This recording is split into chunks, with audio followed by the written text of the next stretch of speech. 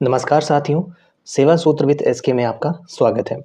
ये channel particularly उन बच्चों के लिए है जो यूपीएससी से हटकर स्टेट पीसीएस की तैयारी कर रहे हैं या फिर जो डिफेंस एग्ज़ाम्स की तैयारी कर रहे हैं जैसे सीएपीएफ या सीडीएस या फिर एनडीए, या फिर उन बच्चों के लिए जो रेलवे या फिर जो छोटे मोटे एग्ज़ाम्स एनटीपीसी और एसएससी स्टेट लेवल के जो बीएसएससी यूपीएसएससी होता है, इन सब की तैयारी कर रहे हैं।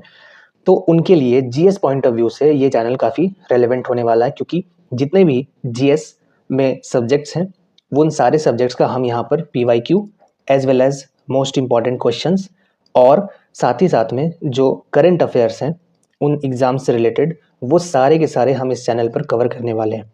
ठीक है, तो जितने भी लोग यूपीएससी से हटकर जितने भी एग्ज़ाम्स की तैयारी कर रहे हैं, जिन एग्ज़ाम में जीएस का पोर्शन है, जनरल स्टडीज़ का पोर्शन है और जीके का पोर्शन है, यानी कि करंट अफेयर्स का पोर्शन है, आप इस चैनल को सब्सक्राइब कर लें ताकि आपको कोई भी वीडियो जो है वो मिस ना हो। क्योंकि जितने भी इम्पॉर्टेंट डॉक्यूमेंट्स हैं भारत सरकार के, जितने भी इम्पॉर्टेंट जीएस के सब्जेक्ट्स हैं, उन सभी को जो है हम लोग इस चैनल पर कवर करने वाले हैं। बहुत सारे स्टूडेंट्स की ये रिक्वेस्ट थी कि हमें एक सेपरेट चैनल दिया जाए या एक सेपरेट वीडियोस दिया जाए जो कि उन बच्चों के लिए हो जो यूपीएससी की तैयारी नहीं कर रहे हैं। तो मेरा जो एक चैनल है सेवा सूत्र विद एसके, वहाँ पर सिर्फ और सिर्फ यूपीएससी से रिलेवेंट कंटेंट आपको देखने को मिलेगा। लेकिन जो बच्चे यूपीएससी के अलावा भी दूसरे एग्ज़ाम्स की तैयारी कर रहे हैं या फिर जो लड़के यूपीएससी की तैयारी नहीं भी कर रहे हों, दूसरे एग्ज़ाम्स की तैयारी कर रहे हों, उनके लिए ये चैनल काफ़ी रेलेवेंट होने वाला है। दूसरी बात ये कि जो हिंदी मीडियम के विद्यार्थी हैं और जो अंग्रेज़ी मीडियम के विद्यार्थी हैं, दोनों के लिए ये चैनल काफ़ी उपयोग में आने वाला है, क्योंकि हिंदी माध्यम से भी के लिए भी हमारे पास जो है वो पीडीएफ्स हैं और इंग्लिश मीडियम के लिए भी जो है पीडीएफ्स बनाए गए हैं। तो आपको हिंदी और इंग्लिश दोनों में जो है ये पीडीएफ्स आपको देखने को मिल जाएगा। ठीक है, तो आप अपने हिसाब से, अपनी सहूलियत के हिसाब से इसे पढ़ सकते हैं। तो आज का जो हमारा एजेंडा है, आज का जो हमारा टॉपिक है वो है India state of forest report. ये India state of forest report काफ़ी इंपॉर्टेंट है, क्योंकि हर साल हर एग्ज़ाम में जो भी, अगर हम लोग रेलवे की बात करें, एसएससी की बात करें या फिर जो स्टेट पीसीएस हैं उनकी बात करें, तो वहाँ पर ये India state of forest report पूछा जाता है। ठीक है, तो आइए इस पर जो है हम लोग एक ब्रीफ में इंट्रोडक्शन लेते हैं। और दूसरी बात कि जो भी एग्ज़ाम पॉइंट ऑफ व्यू से रेलेवेंट डेटा, रेलेवेंट फैक्ट होने वाला है, वो सारी चीज़ें मैंने यहाँ पर ब्लैक में हाईलाइट कर दी हैं। ठीक है, तो आप लोग इसे आराम से रिवीजन के लिए इस्तेमाल कर सकते हैं। इस पीडीएफ को मैं टेलीग्राम ग्रुप पर शेयर कर दूंगा और ये टेलीग्राम ग्रुप का इस टेलीग्राम ग्रुप का लिंक मैं आपको डिस्क्रिप्शन में डाल दूंगा। ठीक है, तो सबसे पहले आइए बात करते हैं इस फॉरेस्ट रिपोर्ट के बारे में कि आखिर ये फॉरेस्ट रिपोर्ट पब्लिश कौन करता है। तो India state of forest report, जिसे शॉर्ट में आईएसएफआर कहते हैं, ये एक बाइनियल पब्लिकेशन है। बाइनियल पब्लिकेशन का मतलब है कि हर 2 सालों में इसे पब्लिश किया जाता है। तो इसके पहले कब किया गया होगा? इसके पहले जो है ये 2021 में किया गया था। ये चूँकि 2023 की रिपोर्ट है, तो 2023 की रिपोर्ट है तो इसके पहले 2021 में किया गया होगा और 2023 के बाद 2025 में ये रिपोर्ट पब्लिश किया जाएगा। मैं इसलिए बोल रहा हूँ क्योंकि 2025 भले ही बीत गया हो, लेकिन ये रिपोर्ट अब तक जो है वो आई नहीं है। जब ये रिपोर्ट आ जाएगी तो उस पर मैं एक सेपरेट डेडिकेटेड वीडियोस लेकर आ जाऊँगा। लेकिन जब तक ये रिपोर्ट हमारे पास नहीं है, तब तक के लिए 2023 का India state of forest report काफ़ी रेलेवेंट होने वाला है। ठीक है, तो ये जो फॉरेस्ट रिपोर्ट है, India state of forest report, इसे तैयार कौन करता है? इसे तैयार करने का काम फॉरेस्ट सर्वे ऑफ इंडिया का है, जो कि किस मिनिस्ट्री के अंडर आती है? तो ministry of environment, forest and climate change, जिसे हम लोग पर्यावरण, वन और जलवायु परिवर्तन मंत्रालय के नाम से जानते हैं। ठीक है, तो हर 2 सालों में ये रिपोर्ट तैयार होकर आती है। तो ये रिपोर्ट की शुरुआत जो है वो 1987 से होती है और जो 2023 का रिपोर्ट है ये 18th एडिशन है, 18वीं बार इस रिपोर्ट को पब्लिश किया गया है। जो आगे आने वाली 2025 की रिपोर्ट है वो 19th एडिशन होगी। ठीक है, तो 21 दिसंबर 2024 को ये रिपोर्ट ऑफिशियली लॉन्च की गई है। तो आप देख रहे हो 2023 में इस रिपोर्ट ये 2023 की रिपोर्ट है, यानी कि डेटा आपको 2023 तक का रहेगा, लेकिन ये रिपोर्ट जो है वो लगभग 1 साल 21 दिसंबर 2024 को लॉन्च हुई है। इसीलिए ये मान के चलिए कि 2025 की जो रिपोर्ट है वो भी 2026 के नवंबर दिसंबर तक ही आएगी। तो 21 दिसंबर 2024 को जो मिनिस्टर है, minister of environment Bhupendra Yadav, इनके द्वारा ये रिपोर्ट जारी किया गया और नेशनल फॉरेस्ट पॉलिसी 1988 के तहत इंडिया का कितना लैंड एरिया फॉरेस्ट कवर के अंडर होना चाहिए, तो 33%। तो आप लोगों को पता है कि 100 यूनिट अगर एरिया है तो उसमें 33 यूनिट इंडिया का लैंड डेडिकेटेड होना चाहिए फॉरेस्ट कवर के लिए।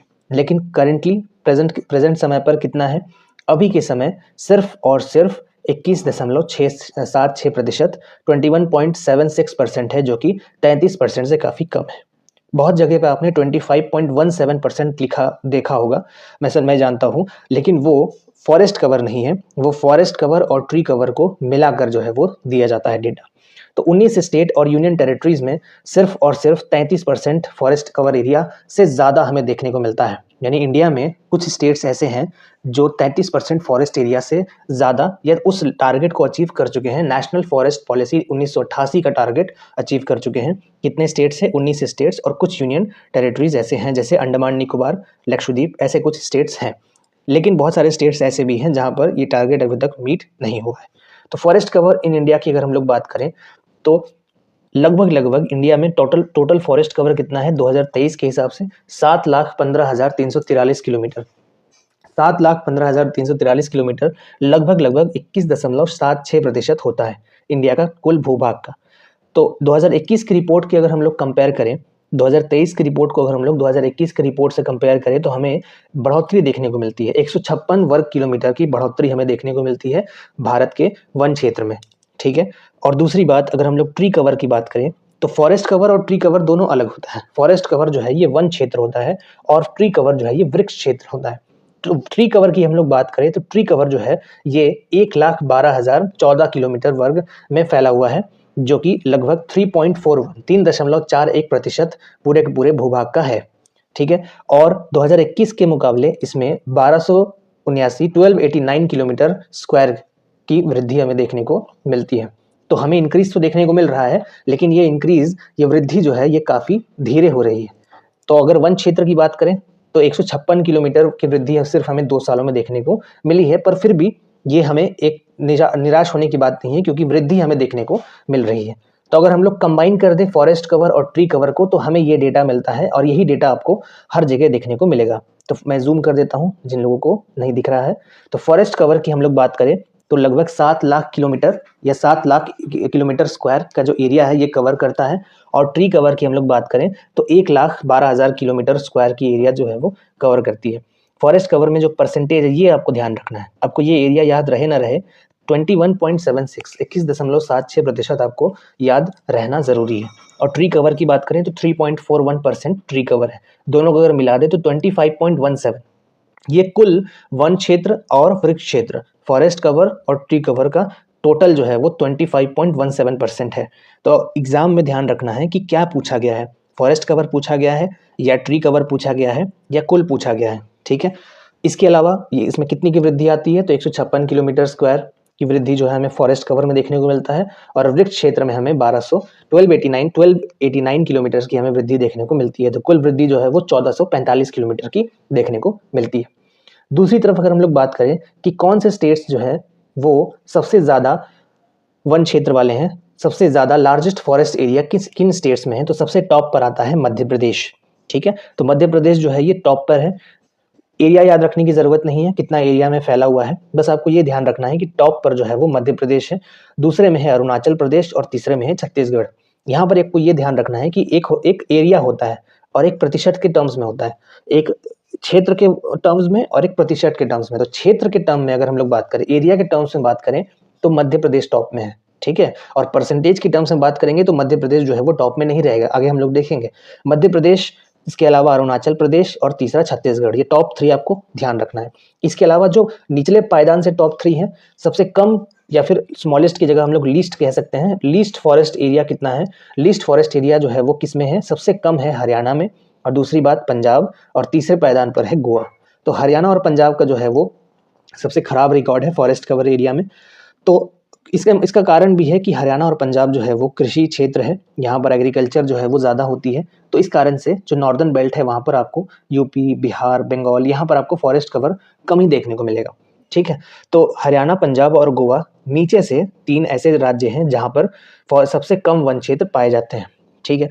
एक चीज़ और आपको ध्यान रखनी है कि अगर हम लोग कंबाइंड फॉरेस्ट और ट्री कवर देखें, यानी कि फॉरेस्ट और ट्री कवर दोनों को कंबाइन करके देखें, तो टॉप पे कौन आता है? मध्य प्रदेश, दूसरे पे अरुणाचल और तीसरे पे छत्तीसगढ़। तो ये सेम है, आपको जो लार्जेस्ट फॉरेस्ट एरिया के जो डेटा है वही डेटा आपको कंबाइंड में भी नजर आएगा, कंफ्यूज नहीं होना है। ये फॉरेस्ट एरिया का डेटा है सिर्फ, और ये जो डेटा है ये फॉरेस्ट एरिया और ट्री कवर दोनों का कंबाइंड करके जो डेटा है वो निकाला गया है। तो मध्य प्रदेश इसमें भी टॉप में है, अरुणाचल प्रदेश इसमें भी सेकंड पायदान पे है और छत्तीसगढ़ इसमें भी तीसरे पायदान पे है। समझ में आया? इसके अलावा अगर हम लोग बात करें कि किस राज्य में सबसे ज़्यादा वृद्धि हुई है, highest increase in forest cover, तो 2 सालों में मिजोरम में सबसे ज़्यादा हमें वृद्धि देखने को मिलती है। मिजोरम में लगभग 242 स्क्वायर किलोमीटर की हमें वृद्धि देखने को मिलती है। इसके बाद गुजरात और तीसरे में है उड़ीसा। और अगर हम लोग लॉस की बात करें, सबसे ज़्यादा लॉस किस स्टेट में हुआ है, तो मध्य प्रदेश में सबसे ज़्यादा लॉस हुआ है। तो भले मध्य प्रदेश एरिया के टर्म्स में और कंबाइन के टर्म्स में दोनों में टॉप पर है, पर इसमें लॉस भी सबसे ज़्यादा हुई है। 371 किलोमीटर स्क्वायर की जो है वो हानि हमें देखने को मिलती है फॉरेस्ट कवर में। दूसरी पायदान पर है आंध्र प्रदेश और तीसरे पे है तेलंगाना। ठीक है, तो पेड़ों की कटाई जो है वो तेलंगाना और आंध्र प्रदेश में बहुत सालों से हो रही है, तो इस पर न्यूज़ जो है वो बीच बीच में आती रहती है। अगर हम लोग बात करें ओवरऑल इंक्रीज फॉरेस्ट और ट्री कवर दोनों को कंबाइंड करके अगर हम लोग देखें, तो सबसे ज़्यादा बढ़ोतरी किसमें हुई है? छत्तीसगढ़ में। इसके अलावा उत्तर प्रदेश सेकंड पायदान पे है और उड़ीसा तीसरे पायदान पे। तो यहाँ पर डेटा चेंज हो गया है। यहाँ पर जो है highest increase in forest area में अगर हम लोग बात करें तो सबसे टॉप में है मिजोरम, सेकंड में है गुजरात और तीसरे में है उड़ीसा। लेकिन अगर हम लोग फॉरेस्ट कवर और ट्री कवर दोनों को मिला दें तो सबसे टॉप पे आ जाता है छत्तीसगढ़, दूसरे पायदान पे उत्तर प्रदेश और तीसरे पायदान पे उड़ीसा। ठीक है, उसके अलावा अगर हम लोग state with highest percentage of forest cover की बात करें, किस राज्य में सबसे ज़्यादा highest percentage of forest cover देखने को मिलता है, तो मिजोरम सबसे टॉप पे है और इसके अलावा अरुणाचल प्रदेश सेकंड पायदान पे है। तो इन दोनों स्टेट्स में सबसे ज़्यादा 85% और 78% रेस्पेक्टिवली हमें देखने को मिलता है, सबसे ज़्यादा यहाँ पर फॉरेस्ट कवर है।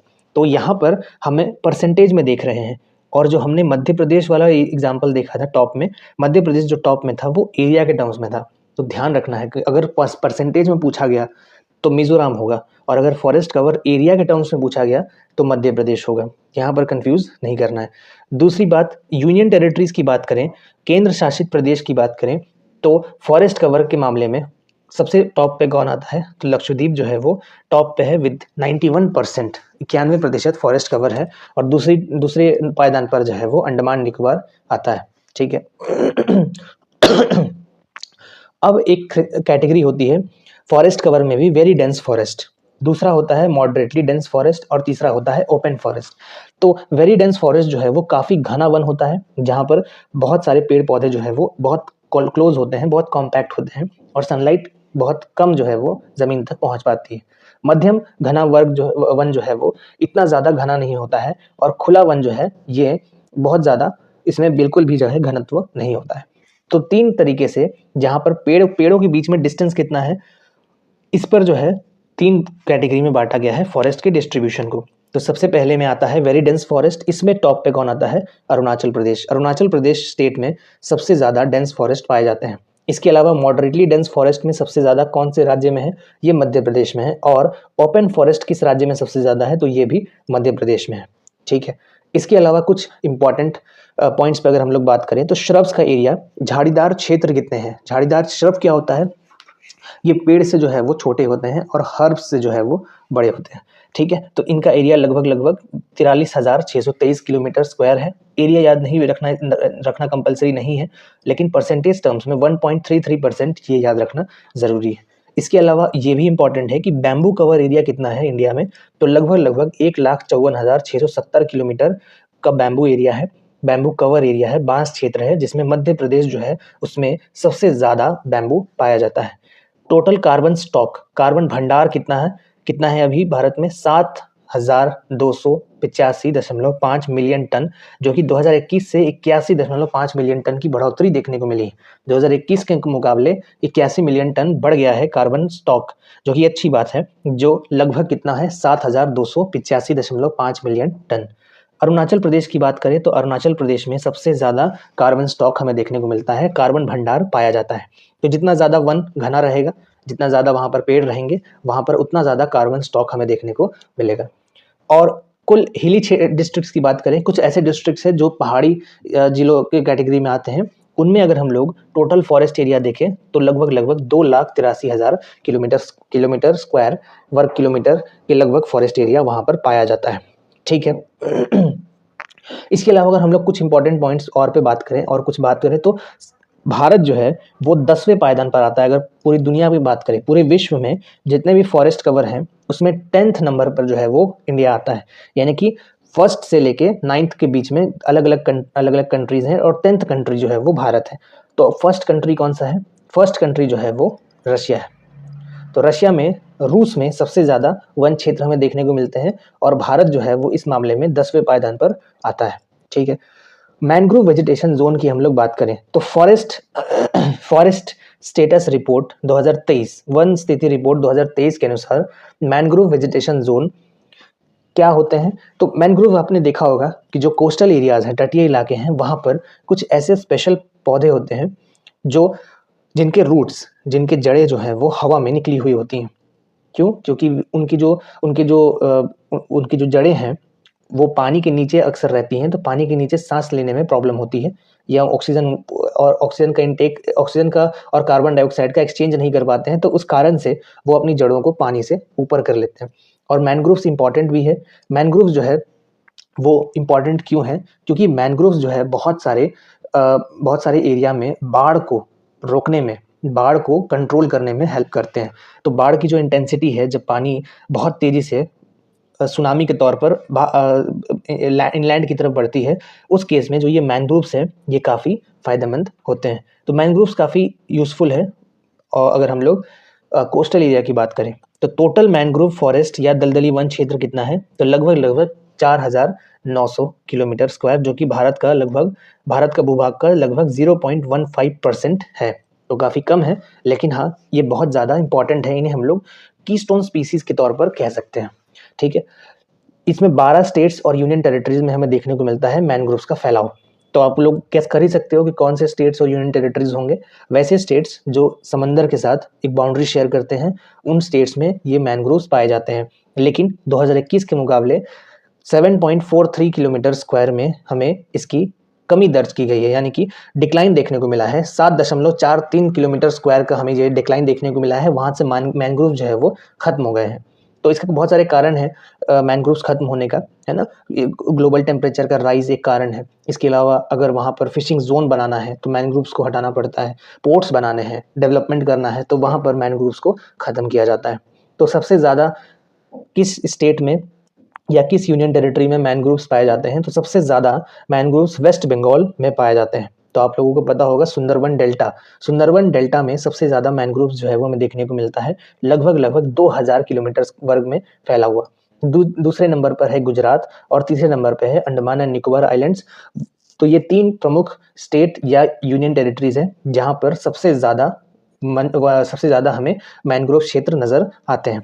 तो अगर हम लोग स्टेट्स की बात करें जहाँ पर सबसे ज़्यादा हाईएस्ट मैनग्रोव ग्रोथ देखा गया है, यानी कि 2021 के मुकाबले 2023 में सबसे ज़्यादा ग्रोथ हमें देखने को मिला है, तो वहाँ पर सबसे प्रथम में आ जाएगा आंध्र प्रदेश। आंध्र प्रदेश में 13 किलोमीटर स्क्वायर की हमें बढ़ोतरी देखने को मिली है पिछले 2 सालों में। ठीक है। द्वितीय नंबर पर है महाराष्ट्र और थर्ड पोजीशन पर है कर्नाटका। तो ये 3 इंपॉर्टेंट है। आंध्र प्रदेश जो है वो ईस्टर्न कोस्ट में है और महाराष्ट्र और कर्नाटका जो है वो वेस्टर्न कोस्ट में है और दोनों एक दूसरे से बाउंड्री शेयर करते हैं। ठीक है। तो ये था कुछ important India state of forest report का डेटा। और ये India state of forest report का डेटा काफ़ी इंपॉर्टेंट इसलिए भी हो जाता है क्योंकि पहली बात तो ये गवर्नमेंट के द्वारा रिलीज़ किया जाता है, और दूसरी बात कि जो स्टेट पीसीएस है उनमें जो है ये India state of forest report तो पूछा जाता ही है, साथ ही साथ में हर एक स्टेट का अलग से फॉरेस्ट रिपोर्ट तैयार किया जाता है। जैसे अगर मैं बोलूँ झारखंड की, तो झारखंड का जो है वो अलग से Jharkhand state of forest report तैयार किया जाएगा। बिहार का अलग से स्टेट ऑफ फॉरेस्ट रिपोर्ट तैयार किया जाएगा। तो उसे भी जो है वो आप लोगों को प्रिपेयर करना है। तो जो नया वाला आप लोग कमेंट में ये बता सकते हो कि किस स्टेट का आपको जो है वो स्टेट ऑफ फॉरेस्ट रिपोर्ट चाहिए, मैं उसके लिए वीडियोज़ जो है वो ला दूँगा। जैसे जैसे एग्ज़ाम्स आएंगे, कोई अगर यूपीपीएससी नज़दीक आ रहा हो तो यूपीपीएससी से रिलेटेड मैं ये सब चीज़ें जो है वो लेकर आ जाऊँगा। अगर BPSC Bihar public service commission नज़दीक आ रहा हो तो उससे रिलेटेड मैं डेटा लेकर आ जाऊँगा। ठीक है, तो अगर आप लोगों को करंट अफेयर्स के साथ साथ मोस्ट इंपॉर्टेंट क्वेश्चंस और प्रीवियस ईयर क्वेश्चंस जितने भी अदर एग्जाम्स हैं, रेलवे, इसके अलावा एनटीपीसी, एसएससी के कोई भी एग्ज़ाम, एसएससी एमटीएस हो गया, एसएससी सीजीएल हो गया, जितने भी एग्ज़ाम्स होते हैं उनमें जीएस तो होता ही है, और वो जीएस जो है वो हम लोग पूरी तरह से कवर कराने की कोशिश इस चैनल के माध्यम से करेंगे। ठीक है, तो आप लोग इस चैनल से जुड़े रहें, और अगर आपको ये वीडियोज़, ये लेक्चर्स, ये हेल्पफुल लगता है तो आप लोग इस चैनल को सब्सक्राइब भी कर दें। So thank you for watching this, have a nice day.